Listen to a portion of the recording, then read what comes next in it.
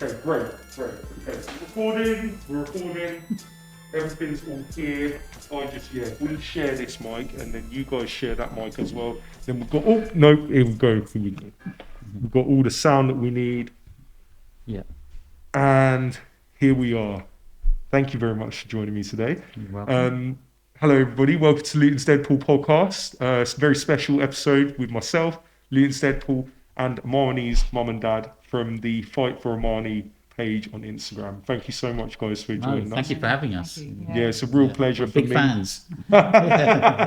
Oh, don't be silly. Don't be silly. You guys are a big inspiration to me for how you've managed to carry on after such a terrible thing that's happened to you and your family. But then you've turned it from something quite devastating to something very hopeful and positive that is impacting so many people's lives all around the UK. So I have to say massive thank you, and I feel very humbled to be sat in front of you to be able to talk to you. Thank you for your kind. So if you'd both like to introduce yourselves to the audience so they know who we're talking to. So my name's Kurum and I'm Amani's father. Yeah, hi, and I'm Yasmine, I'm Amani's mum. Okay, well, how did you guys firstly meet? Like, let's do that. Let's do how you a guys long came. time ago. You're gonna know our real ages now. So this is back, We got time. We met at university. We were both studying law. This is 1991. Yeah. Met in 1991. Oh wow. Took a liking to each other. Well, probably me first. That's the usual way, right? Yeah. And we've known each other ever since, really. Yeah. And then we had to, do a bit of convincing of our families to let us marry. Yeah. And then we married in 1996 and had a long and happy marriage and three beautiful girls from it. Yeah. Yeah, well, I can certainly tell. Well, you two seem very close, and we can we tell are. as well from the socials that you've got a really tight knit family. It's beautiful what you built together. So you said that you both studied in university for law, was it? Yeah, we both did law. Okay, so you both solicitors then. I am. Yasmine decided it wasn't for you, right? Yeah, I was more just after I studied, and I was quite happy to build a family unit, and I was fortunate enough to be able to do that and dedicate my time to my children. So I was like a stay-at-home mum, which I think is personally the best job to 100%, 100%. I've done So my if little you stint. can. Yeah. No, I've done my little stint as stay-at-home dad, and do you know what I have to say? It's a very enjoyable life to lead. Obviously, you've got your own desires and stuff like that, but raising children, there's just nothing better. Like getting to watch them grow and shape their lives, and to help them to decide what they want to do. It's just, you're very lucky that you've got to do that. So it's often overlooked by most people, the ability to stay at home with your children and raise them. If anything, no offense, I think that's a more important job. No, absolutely. And with hindsight, I mean, you don't know how your lives are going to change. Imagine if, we were fortunate enough to make that choice. But I can imagine a lot of parents might feel guilty if they'd lost their child in their early 20s and think, I wish I'd stayed at home. Yeah. So at least, apart from all the other pain that we've got to deal with, that's not one part of it. Yeah. So obviously, you've been a solicitor for some time now. What made you want to, well, for both of you, this is a question for both of you, what made you want to get into law? Good question. I mean, funnily enough, for me, I felt I was too stupid to be a doctor. Because coming from an Asian household back in our day, growing up in the 70s and 80s, there's a strong ethos in the Asian community that everyone had to be a doctor. Yeah. And I was not good at any of the sciences. And I bumped into a guy while I was doing some summer work in the Luton Post Office, not very far from here. And we were just chatting, and he said, "You just told me you're studying law." And I said, "Oh, what A-levels do you have to do? Do you have to do sciences?" He goes, "No, you can pick any A-levels you want." I thought, perfect. That's my career choice made right there. Oh, lovely. That's really. What about yourself? What got you interested? I think for me, I did law as an A-level, and out of all my A-level subjects, I just enjoyed law. So I just decided I didn't really have a clue at that stage what to do. So because I enjoyed it as a subject, I just decided to do that as a career. But didn't think that I would want to be. I don't think I'm the right sort of character to be a solicitor. And it's not. I don't think it's quite fits me. Yeah. But I enjoyed the subject, and I'm glad I did it.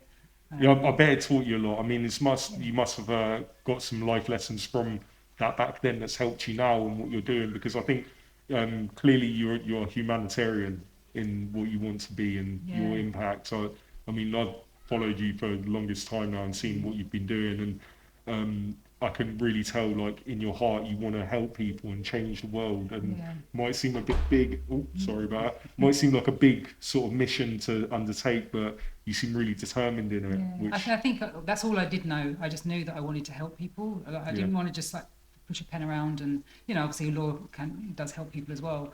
But I just wanted to really sort of feel like whatever I was doing, I was helping people. So when I finished university, I did get a job at a charity in London.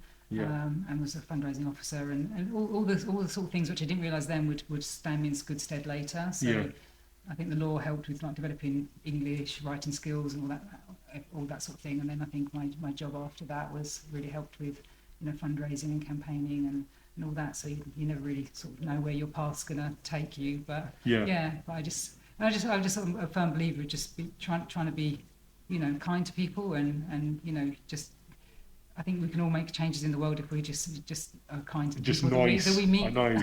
Day to day. It sounds so simple, right? But there's a lot of people that kind of put themselves first a lot of the time, and if we have that little bit of a selfless kind of attitude towards other people, and we approach with kindness and positivity, then oh my gosh, what the world would be like. I mean, unfortunately, it's probably not. There's not going to be a world in the future at any point where everybody's just really nice to each other. So it's really important when you've got someone like you who's just so strong in the belief of that kindness comes first, and we need more people like that, obviously, to balance it out, because it's never going to be perfect. But as long as there's people like you inspire people like me or like other followers who you have online. My gosh, you guys have so many people that follow you and get to be inspired. This is why it's lucky that the negative accounts don't really get much traction. Do you know what I mean? It goes to show that that's why the battle of being kind should be fought. So it's really good. And I think it attracts good people as well, because through our platform we've had just such wonderful people that have reached out to us and just done amazing acts of kindness that are beyond anything we've ever done. So it's just like I think it just. Hopefully, what you put out, you get back. I mean, it's not always the case, but a lot of times that happens. And get to meet people like you as well. Weirdos like me. This isn't anything that I thought I'd have the privilege to do. I come from pretty like working class background and just was nobody. Didn't have anything really going for me. Failed at most stuff in my life, and then when I found charity work, I just was so fortunate, because I'm like you. I want to be kind. I want to help. I want to be nice. And I think that often you end up being used as a doormat if you act like that. People, they see your weakness and they actually want to take advantage of it, because they know you're going to do nice things for them and they don't have to do anything back for you, and you'll still do the nice things. So I was let down multiple times, and it was only when I done my charity work when I started to come across other like-minded people. And I was like, oh my gosh, this whole world, it's not empty of kindness, it's actually full of it. You know what I mean? I mean, you guys must have seen the exact same thing through the people you connect with. But to talk about, obviously, I know it's going to be hard to talk about, and I've been trying to figure out how to approach the subject, because I know that I've had a lot of friends over the years, or like older like parents, like friends of mine, who have either had their children pass away, sadly, or there's somebody that I know where it's happening. It's always a really difficult subject to talk about, because there's a lot of pain involved, and I can't imagine what it must be like. It's hard for me to talk about, and I don't know how you guys do it. But let's just talk about Amani firstly, about who she was and the impact that she left, because honestly, when I watch her videos that you've created, and I read her story and just what she did, my heart is just exploding with joy for what a wonderful person she was. So tell me about Amani. I mean, Amani was our firstborn, and I think that's always special. I think we both wanted a girl. And she lived to, parents always have a dream of what the children are going to be like, but she really did live up to that. I mean, from a young age, she was always an incredibly kind soul, and a brilliant big sister, always like a maternal figure. And when it came to school, she excelled. I was so proud of her when she, got an unconditional offer to study. And she went to Leicester University, and she made me really proud. She achieved the first, and and she also had this kind of philanthropic side to her, where she just wanted to help people. And so although she'd done law, she didn't want to be a lawyer. She said, "I'm going to train to be a social worker so I can give back to the community," which was really sweet of her. And it was actually during her first year of doing her master's, that she fell ill, and so she had to stop her studies.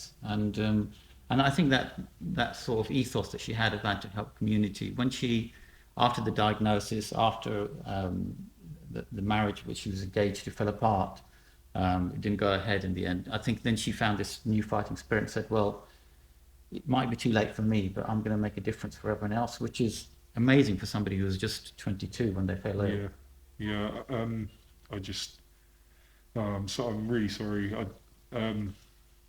So the illness that she suffered from, I have a real difficult time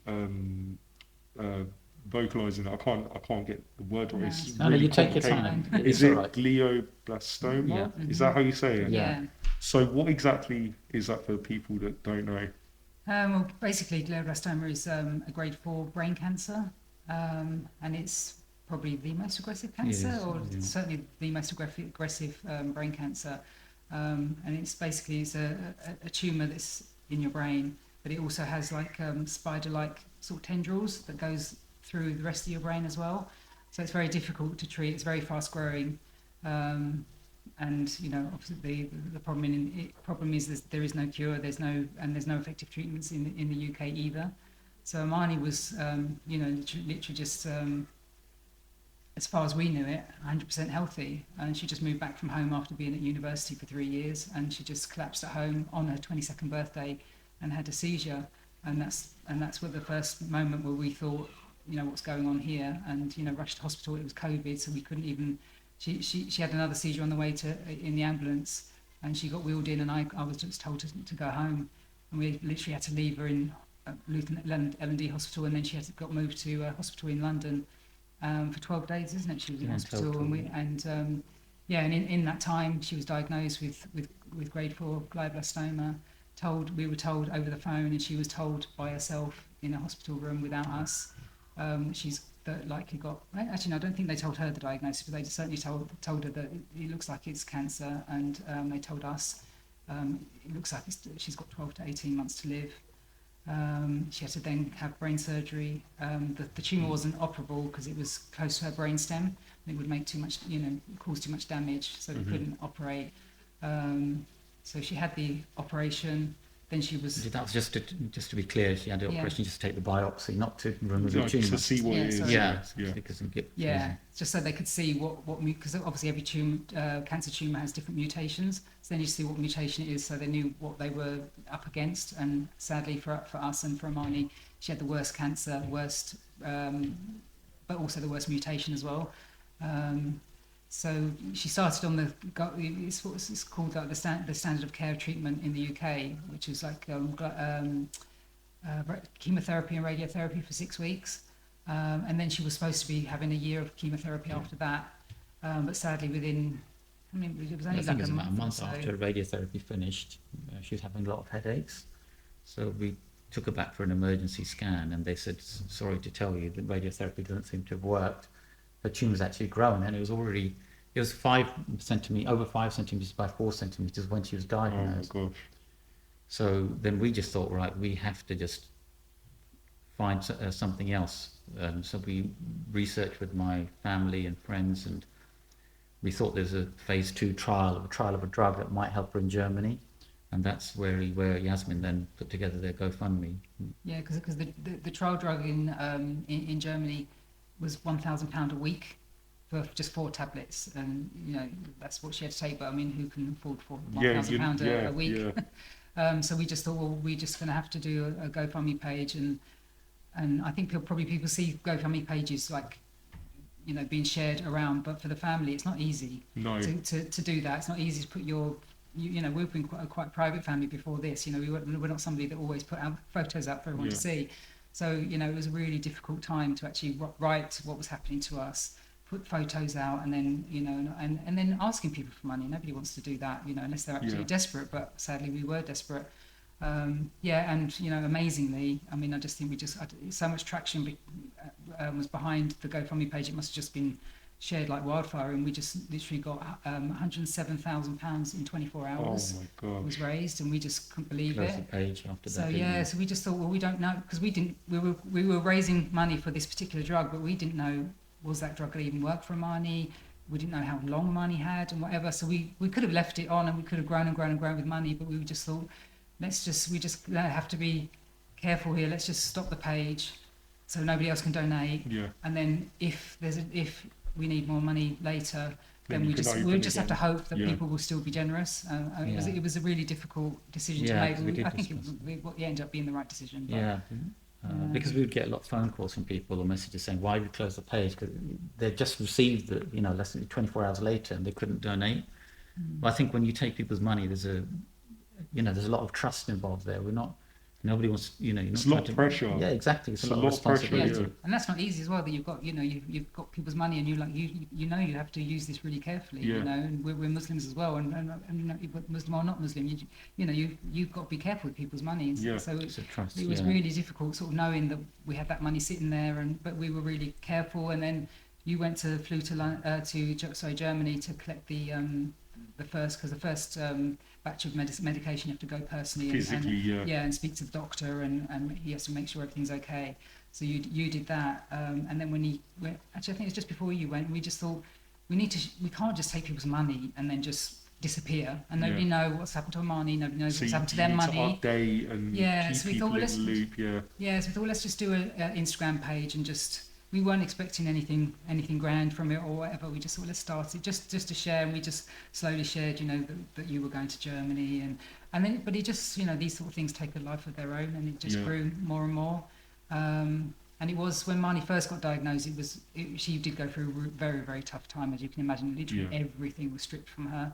So she had her whole life ahead of her. She was just about to leave home and start her new life, and she just lost everything, lost her independence, her studies, her education, you know, the whole future basically. So we actually, as it happened, I think, you know, people say that the Instagram page has been good for them, but I think more than anything, it's been absolutely amazing for us, and it's been an amazing support for us. I think so, 100%. Because I think through that we've found so many opportunities through there, or people have found us and asked us to get involved in things which we would never have. You know, it's just such a difficult journey that we went through. You know, cancer treatment, and the thought that knowing that your likelihood, you know, your child's not going to survive.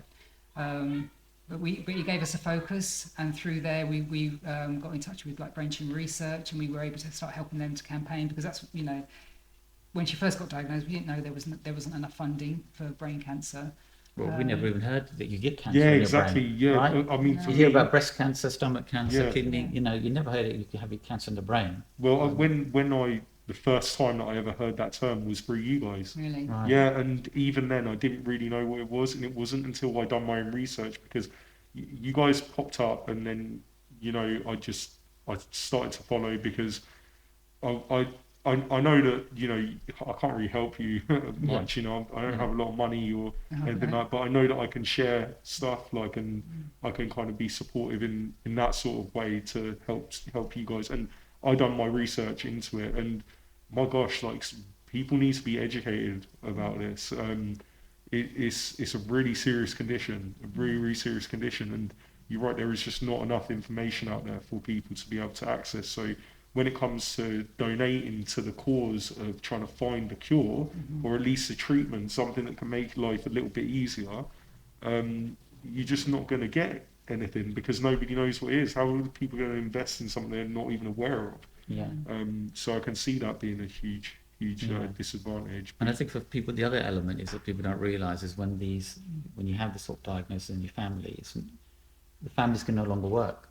Yeah. You know, so it doesn't matter what career you had before, you have to just stop.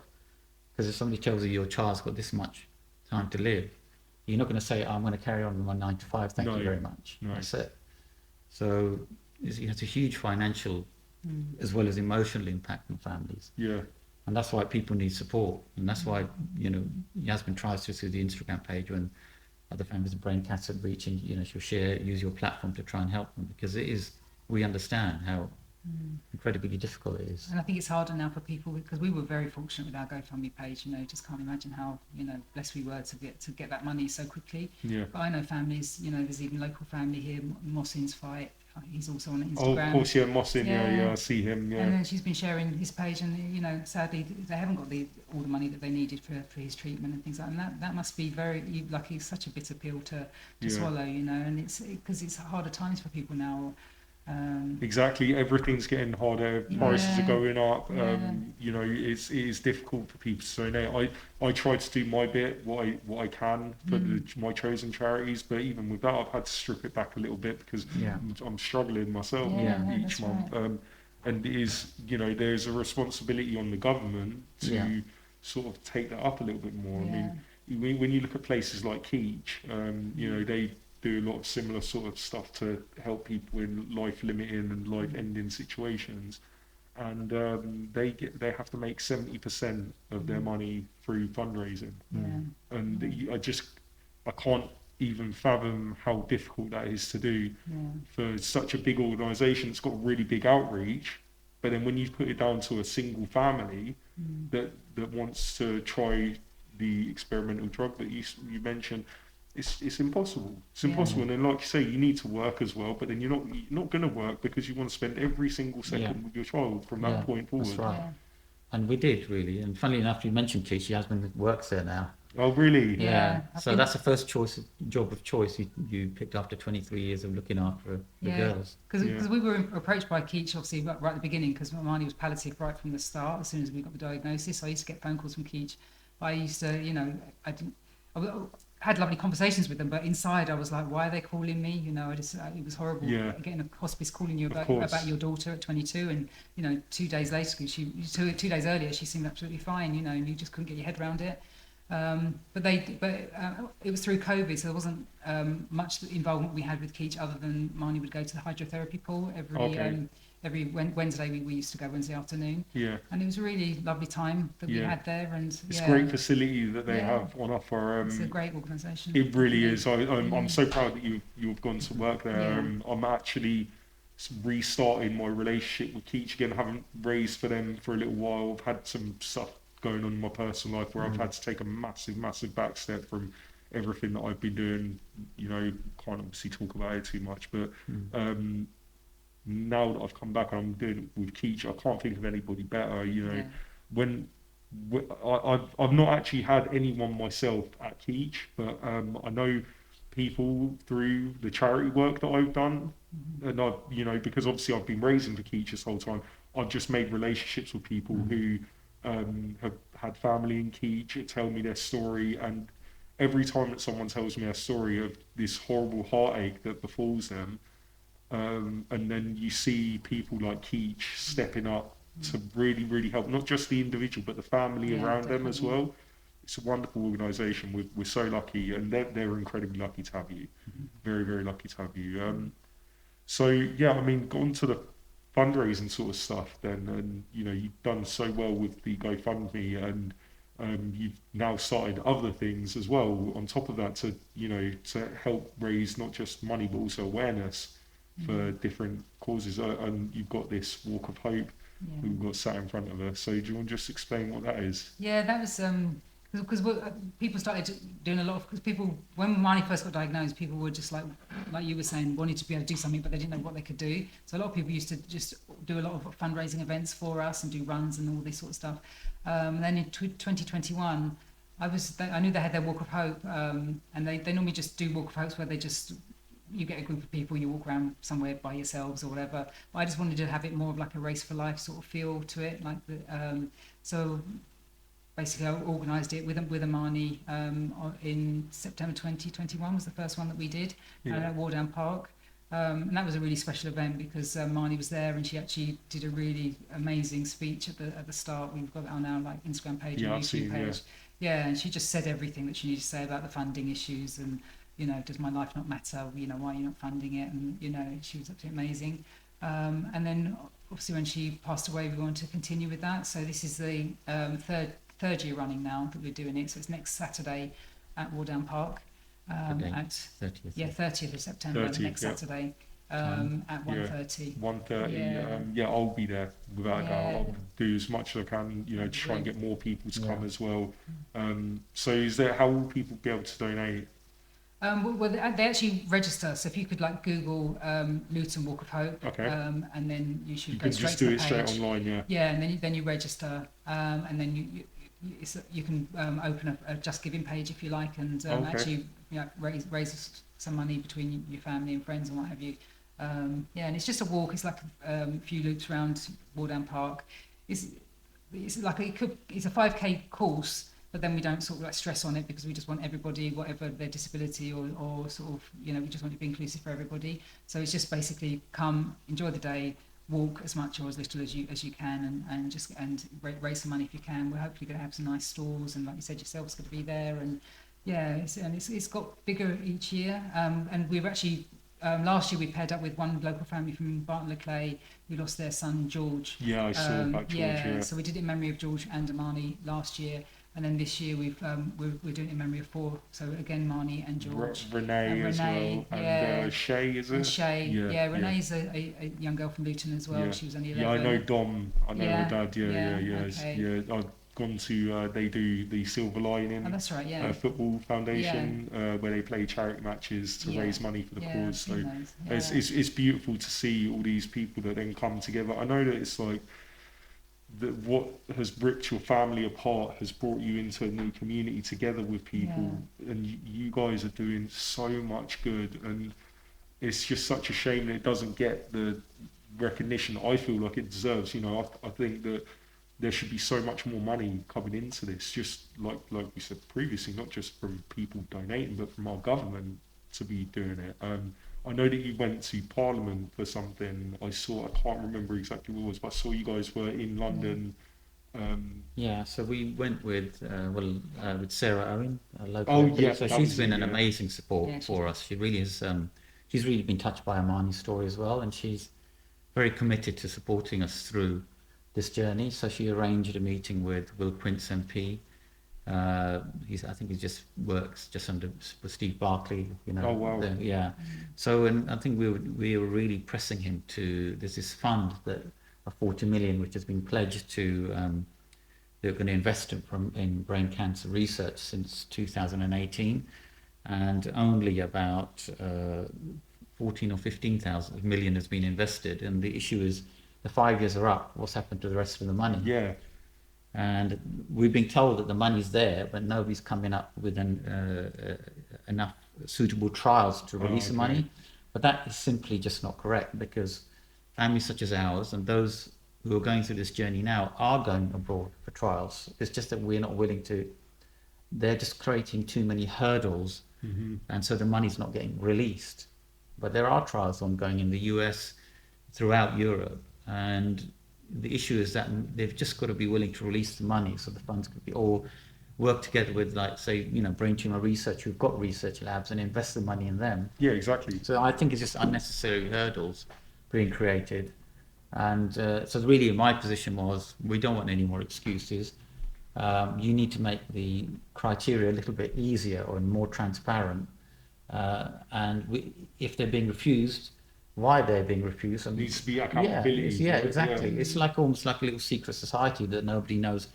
You go in a room and you come out and you don't know whether it's going to be approved, and then you get told it's not approved and you haven't got a clue how to rectify it.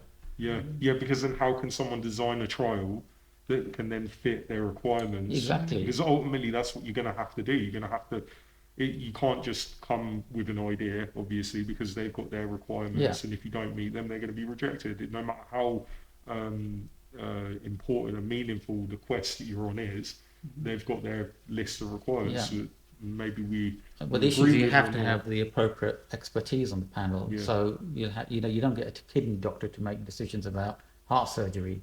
So what do you feel like the current situation is with the people that are making them decisions? Do you think that they're the right people? You don't have to answer, you know, No, I I mean, ask risky questions. yeah, You know what I mean? yeah. I mean, they're the ones who are holding the purse strings, and we're given a number of pledges by Will Quinn saying that they're going to relook at the criteria, and we suggested maybe like you need to have a neurosurgeon on the board to assess these things. You can't have experts in different medical fields making decisions about brain cancer. Exactly. And there are a number of pledges he said he would put into consideration, and we're hoping at some point to go back with Sarah Owen MP and maybe get these pledges.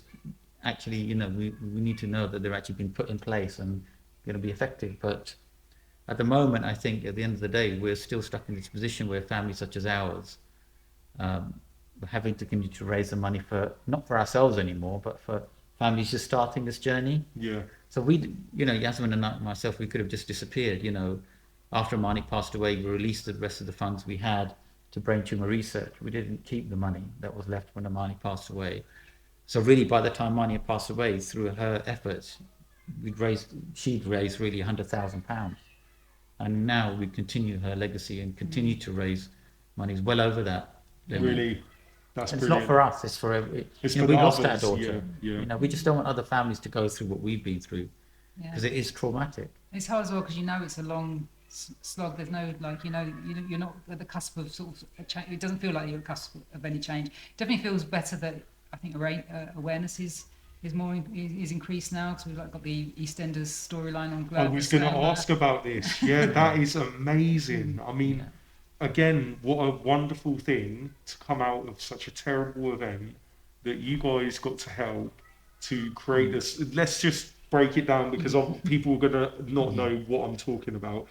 Just before we speak on this as well, I'm not an EastEnders fan per se, but when I done a big jump in the air that you guys have had, seriously well done for getting involved. But yeah, could you just explain what happened, how it came to pass, who approached you, all that sort of stuff? Yeah, again, it was through brain tumor research again because they work very well with families and they you know they obviously I think they're the first go-to charity now for people if they want to know about brain tumors and they want a spokesperson they go to them. So EastEnders decided that they wanted to do a storyline on glioblastoma. They knew it was going to be Daniela, who's a Lola character, was going to be the one with glioblastoma. So I think they reached out to brain tumor research, worked with them a lot because they research their storylines to make sure they're accurate. And they just wanted to speak to somebody who was like a young person, a young female that had gone through glioblastoma. So I think they thought of us and I think very tentatively sort of rang us because it was only maybe 4 months after Amani passed away. I can't remember. So they sort of did ring, not too sure whether it was going to be too much and what have you, but we just thought it's an amazing opportunity for people for it to get right into the heart of people's homes. They're just sitting there and watching. Some people watch it religiously, don't they? The EastEnders, and it's just going to reach people that maybe other avenues won't. So we just thought it was worthwhile to go. But these things are always bittersweet because it was fun in some ways to go there. It was, and we did realise. And we did realise share her story. Yeah, and we realised it's a privilege, but at the same time, we just thought Amani would just be loving this. She would have just loved to have got involved in this. But it was But I mean, definitely an honour. In a way, that has immortalised your daughter. In our popular culture world that we live in, without your daughter, this story wouldn't have been possible, and people wouldn't have learned a little bit more about it. And maybe there was a family out there that has been through the same thing. Maybe they lost their child earlier or later or in a different way. Maybe they didn't do what you guys did and decide to really, put the pain to one side and try and do some good. To try and put in some form that can make sense. A lot of people, I think, would fall in a pit. If I'm perfectly honest, I think I would. I don't think I'd see the light of day again. It takes such great strength, and I know that, sharing stories like this is what inspires people. This is what gets people. So you may have reached a family out there who've gone through the same thing and haven't got up and just gone out. And seeing that story has then maybe inspired them to do it. I know that you have, because I've spoken to people who haven't had necessarily the same thing happen, but they've lost children, and then we talk about how they've seen you and the strength that it gives them as a family unit to stay together firstly, and then to change the pain into happiness and smiles, and to try and reach as many people as they can. So honestly, I think that you can never really appreciate the impact that you guys have had, and I think it must be hard to be able to like take it positively, like. Yeah. I mean, I think our driving force was Amani, really. It was really her impetus and her willingness, wanting to make a change, because I mean, she was also filmed for a documentary with Tom Parker as well, from the one who sadly passed away about a month after Amani. And I think, you know, when you're stuck at home as a 22, 3-year-old, you slowly losing your faculties, and you're sitting between mum and dad all day, these elements really kept her going as well. Yeah. And we just thought that, you know, we didn't want her lost to be for nothing and just shut our doors, and because that would be the easier thing to do. And I think that, I mean, Yasmine in particular has been really focused in moving forward, because I think what I found, because we've made a network of friends who lost their children to brain cancer, is really the women in our lives, the mums, who are instrumental in fighting, and we just tag along and say, okay, if you want to do this, we'll help you. So I think it's the ladies have really been inspirational in this, and and I think the driving force is to create awareness, and you know, we have families sometimes connecting with us who've just been freshly diagnosed. We'll share what information we have, and it's just to be an emotional support where we can, and you know, to create awareness so that there can be some change for, you know. And that's really. And again, it probably helps us as well. You know, having certain opportunities that come up, and because you know, I remember it's always. I feel like I'm spending time with Amani when you speak about Amani. Yeah. So you know, literally, she's on in our thoughts like non-stop. I could literally say her name in probably every sentence. I could find a way to bring it in. So it's you know, again, it's a two-way thing, isn't it? You know, I think, and potentially helps us more than it helps other people. Yeah, definitely. I mean, have you guys ever considered like making a group, like an actual, like say like a CIC or something like that, where you could actually host something, even if it was just online, where people can come together, like a charity, or something like that. So then you can raise money for the actual condition, but then also you can provide support for the families that need it. Do you know what I mean? I think we've always thought that there's so many charities out there. I'd rather not reinvent the wheel, and then obviously there's a lot of admin side to it as well. So we just felt like maybe that we'd be able to help other people who've already got their own charities.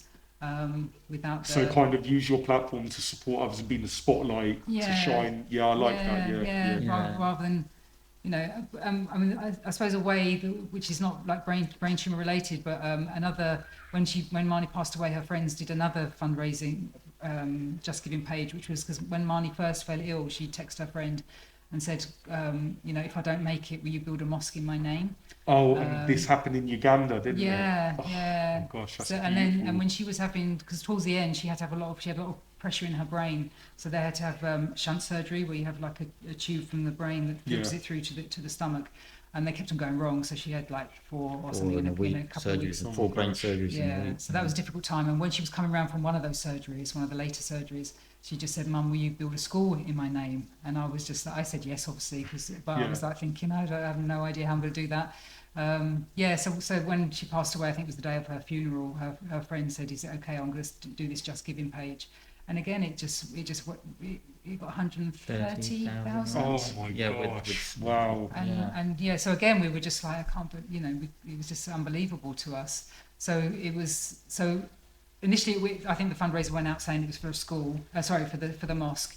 And then when the money was climbing, I just said, can we change it and say the school as well? Because it looked like we could do both. So she's got a mosque already in Uganda that's been built with one of them a charity, and a school being built in Malawi. No way. But when you see, I mean, you have to look on YouTube. When you see the site, it's just like huge. I'm like, I will. As soon as we're out of here, this is what I'm gonna. Yeah, please do, because it sounds amazing. It's absolutely. Because I read it just on the way here, because obviously I've come into a lot of my podcasts with no preparation whatsoever, and I'm doing a really good job for somebody who's not prepared. No, I really wanted to know what I was talking about with this, and I came across that, and beautiful. I can't believe it. Just like, again, it's like every time I hear anything about your daughter, it's like my heart just explodes with joy for what Yeah.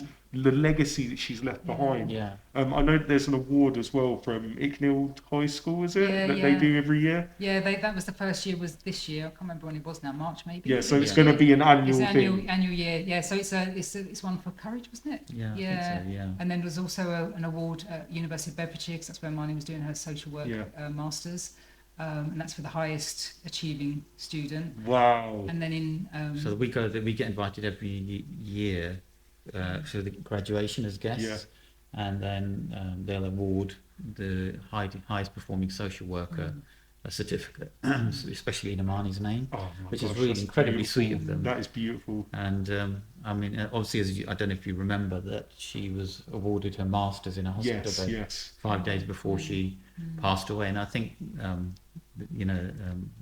dean and that who attended, they were really moved by Amani's story. Yeah. And yeah, so and then hopefully her university as well, University of Leicester. Leicester, where she studied. Yeah. So they're inviting us in November. They've got, I think, an alumni board or a Alumni. memorial for her. Alumni wall, I think. So I Yeah. think there's Oh, her picture's wow. going to be in the alumni wall at the law school. So that's So that's incredibly something. nice as That well. is that is amazing. I mean, you must be bursting with pride because Mm. it's not.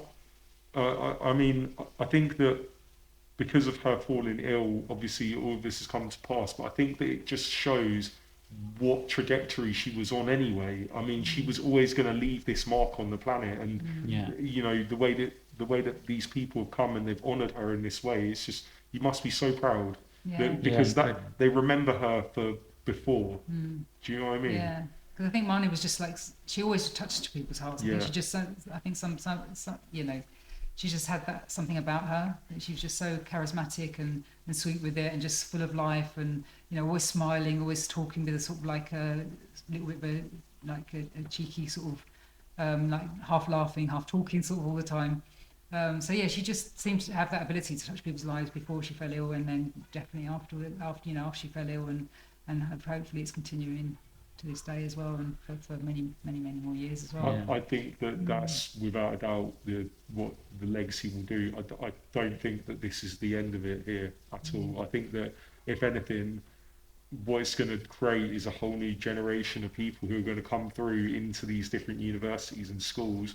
They're going to hear the name and they're going to say, "Well, who is that?" Yeah, and that's what we want. That's want, exactly, we want her yeah. name to live on. You Yeah. know, it's very easy for when people pass away that the only people who remember them are their families. But I think Amani was much more than that. Yeah, And we, for us, we want people to remember her in her fight. And also, our time here is short, and we just want people to be aware that you should think about what you're going to leave behind. How do you want to be remembered by people? Because that's your greatest gift. that's Because true. you can die rich, but people just be fighting over your money. Nobody really cares about Yeah. it. Or you can die penniless and be remembered as somebody who's made a real difference and a positive impact in people's life. Like the butterfly effect, right? Yeah, I mean, exactly. It's so Yeah. true. Yeah, ripples.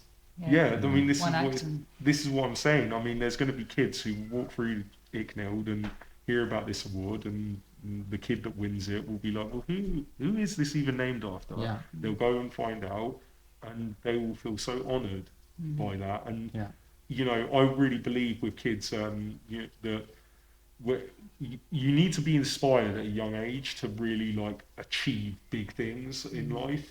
You need to have heroes, and you need to have people who you look up to and are just fascinated by it. And there's going to be so many kids that are going to look at Amani's name and they're going to see all these things that were built in her name, and all of them are going to want to strive to achieve the same thing. Yeah. And in her spirit, in the same kind, loving spirit that she had. So it's just it can only serve the world good. Yeah. We've also had on Instagram a couple of doctors that are student doctors, or and they've actually done research into glioblastoma as part of their dissertation or part of their Because of you masters, guys. and because they've Yeah. heard our story. Wow. And it's just there's a young boy. Well, he's not a boy. I don't know how old you are when you've done a masters, but yeah, he's just published his dissertation on and his research paper on glioblastoma. And there was another lady as well that's been in touch with me. So those sort of things are just like you know, you're inspiring people that are right there that can that are actually doing the have work. and if you're inspiring people to go into cancer research, then you know I'm happy to inspire people for that, for sure. Yeah. Yeah. Yeah, I mean, you know, it goes so far. You can't really know the true value of like what all your work so far is going to do for the future of this illness. I mean, there could be a day when it's cured, and it's because of this. You guys decided to not fall in that pit, and you decided to stand up and do what you. Because I know that one of the reasons would have been because Amani probably wouldn't have let you live it down. No, she was Yeah. determined, you know, and you know, people forget that she was very, very ill, but she's pushed herself, you know, to do the walk of hope, the first one. She wasn't well at all that day, and whenever her friends visited, she'd put on a smile for them. And it's really only ourselves and two other daughters who really saw how difficult it is for somebody suffering from brain cancer. It really is a horrible, horrible disease. I always remember she did an interview for the Daily Mail, and she was this is before she had her brain surgeries, and so her pressure in her brain was just so intense that she literally couldn't have conversation. You know, it was a struggle for her to make a conversation. Really? You know, she could still speak and whatever, but it was a lot of effort. So she was a lot quieter at home. She wouldn't really talk so much. But she, you know, this journalist rang her up. She went upstairs, shut herself away for over an hour, and she literally just spoke and she just said everything as you know. She's very articulate. Wow. Amani was, and she was, you know, Incredibly. right to the end pretty much. And and she, I don't know where she pulled that out from, because she was really suffering. But she did it because she just wanted to try and do something for you know, to make a change for everybody else. So And even her medical staff, we're kind of in touch with them because they've been touched by, from the surgeon who did the shunt surgery and her oncologist who dealt with the cancer side.